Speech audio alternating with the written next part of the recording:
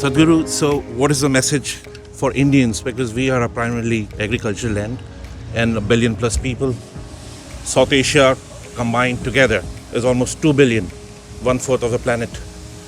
So what we're starting here today with the Safe Soil movement, what do you think the government in India should be doing, what the diaspora should be doing, and how we can make this a success?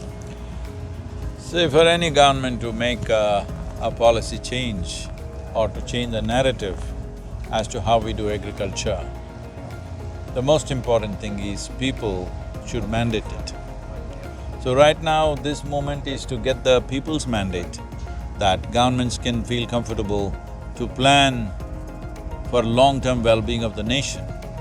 As today, we are at a cusp of time where if we act right now, we can significantly turn the soil around, soil degradation around. In India, 62% of the country's soil has organic content below 0.5%, which is a disastrous condition. And trying to do agriculture in degraded soils, the input costs keep going up endlessly, the burden is always on the farmer.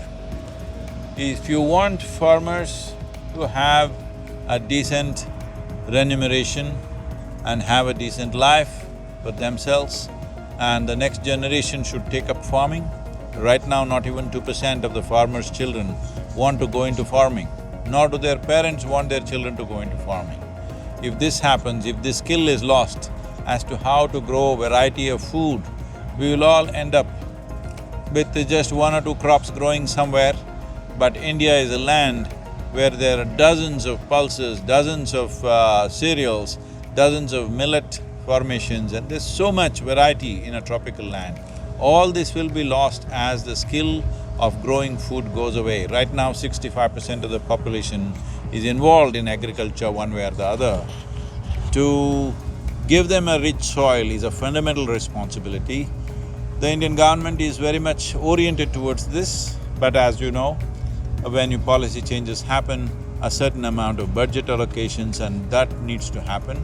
But as you might have noticed in the news yesterday, because of the Rally for Rivers policy that we presented 3 years ago, the government started taking action and we started manifesting this in the Kaveri Basin, 83,000 square kilometer basin where 5.2 million farmers live and work. Looking at that success, the government of India made detailed project report for 13 river basins in the country, which account for 67% of the country's land or the agricultural land. So they allocated 19,000 crores to revive these river basins. So in this, tree-based agriculture and regenerative agriculture is very much a part of it. This is an extremely positive step. It took years of work for us to push this policy and now they're investing money in it. So this is what I'm trying to say, unless there is people's mandate, there will be no policy change. Unless it is enshrined in the policy, there will be no budget allocations and there will be no real action in that direction. Individual people doing wonderful things is great, we appreciate that, but that's not a solution. It has to happen at the policy level. Thank you, Sadhguru.